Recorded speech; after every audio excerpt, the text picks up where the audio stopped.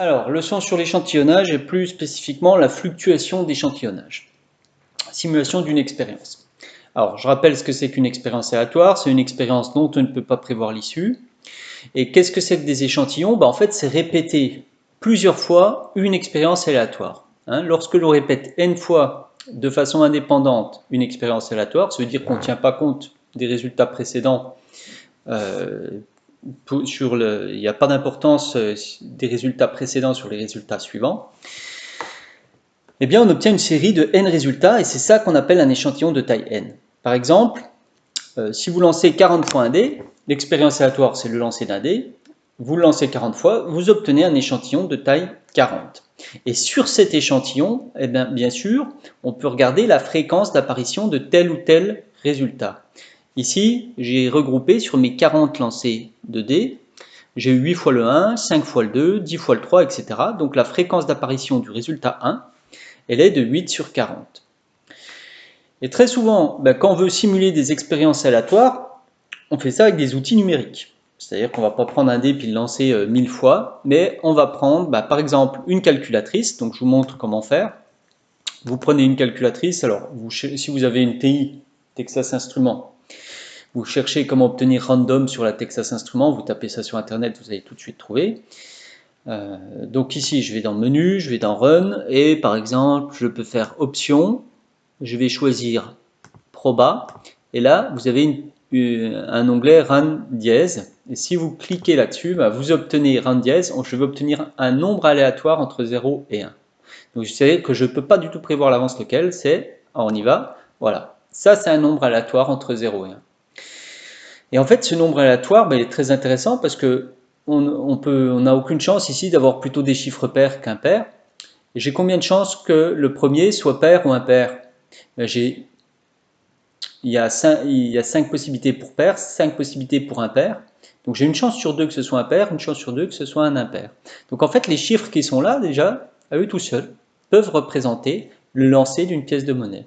Je peux décider, par exemple, que les chiffres impairs correspondent à pile et les chiffres pairs à face. Si je décide ça, là j'aurai face, face, face, pile, pile, face, face, face, face, face. Voilà. Alors le dernier, en général, on ne le prend pas trop parce qu'on ne sait pas trop si la calculatrice fait des arrondis, donc ça peut perturber un petit peu l'aléatoire du dernier chiffre.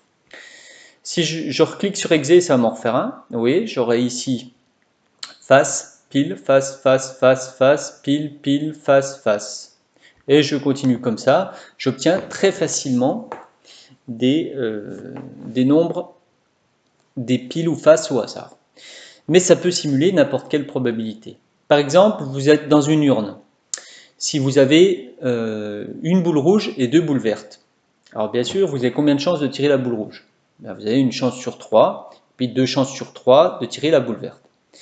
Eh bien, je vais décider, regardez, à partir des 3 nombres qui sont là, je vais décider, il faut que je fasse une probabilité de 1 tiers. Donc je décide que si le nombre est plus petit que 1 tiers, je suis dans le cas de la boule rouge.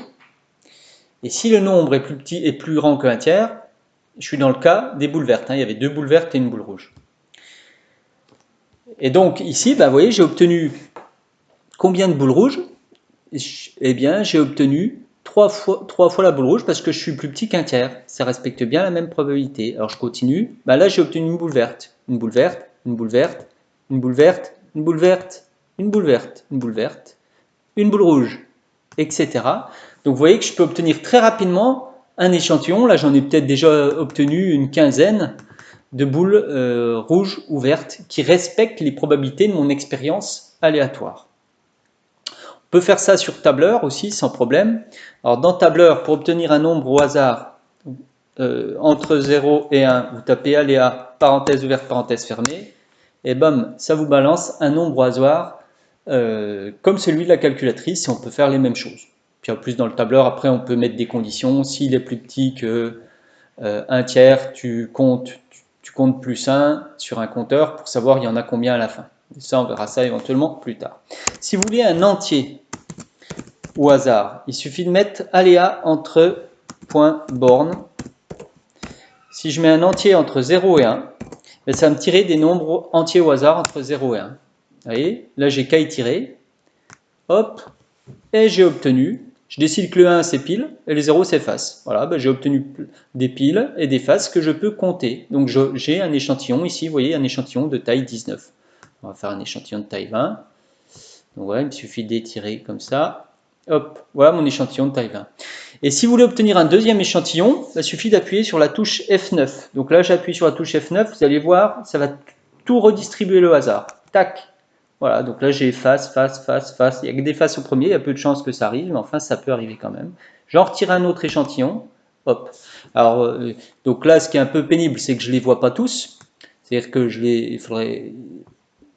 Zut, qu'est-ce que j'ai fait? Donc je ne les vois pas tous. Par contre, si vous voulez obtenir, allez, 10 échantillons de taille 20, eh bien regardez, j'étire ça comme ça. Là j'en suis combien? 1, 2, 3, 4, 5, 6, 7, 8, 9, 10, voilà. Tac, eh bien j'ai mis 10 échantillons de taille 20.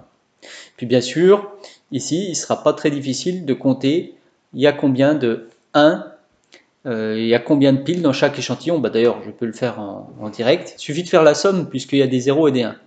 Donc égal, somme, entre parenthèses, je vais faire la somme de tout ça, oui, tac. Je vais faire ma parenthèse. Donc là, j'ai eu 11 piles, et donc 9 faces. Et là, et vous voyez, donc voilà, j'ai un nombre de piles qui varie, il n'est jamais trop loin de 10, hein, on ne va pas avoir un pile et 19 faces, même si c'est possible que ça arrive, il y a très peu de chances que ça arrive. En tout cas, vous voyez une façon de faire très rapide avec un tableur. Bien sûr, il faut savoir le faire aussi avec un logiciel. Alors, je vous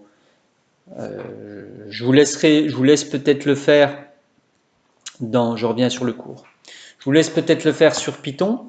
Je vous ai montré comment obtenir un dé, c'est ce j'ai corrigé dans le cours d'aujourd'hui. Comment obtenir un nombre entier aléatoire entre 1 et 6. C'est pas très dur d'obtenir un nombre entier aléatoire entre 0 et 1. Il faut juste mettre int 0, 1. Et après, bah, vous pouvez aussi lancer 100 fois la pièce de monnaie. Si c'est 1, vous considérez que c'est pile et vous pouvez compter le nombre de 1 obtenu. Donc je vous laisse le faire celui-ci. Écrire un algorithme par exemple qui permet 1000 lancers d'une pièce de monnaie de compter la fréquence d'apparition du pile. Je le corrigerai la prochaine fois. Allez, essayez de le faire sur Python. Alors, fluctuation d'échantillonnage. On en est à combien? Je vois jamais le temps qui défile. Voilà, 7,52. Ok. Alors, la fluctuation d'échantillonnage, elle dit quelque chose de très naturel. Elle dit que si on fait plusieurs échantillons de même taille, eh bien, la distribution des fréquences, c'est-à-dire les différentes fréquences observées de chacun des résultats sur chaque échantillon, elle varie. Alors, si on le fait ici sur un lancer de pièces de monnaie, pile ou face, là j'ai 10 échantillons de taille 30. Ça veut dire quoi? Ça veut dire que je lance 30 fois la pièce de monnaie et j'observe j'ai combien de piles. Ça c'est un échantillon de taille 30 et je l'ai fait 10 fois.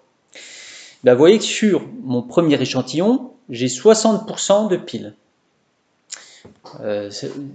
Sur mon deuxième échantillon, ça veut dire que j'ai eu 18 piles, si vous voulez. J'ai eu 18 piles et 12 faces. Sur mon deuxième échantillon, j'en ai que 30% de piles. Là, j'en ai un peu plus, 50%, etc.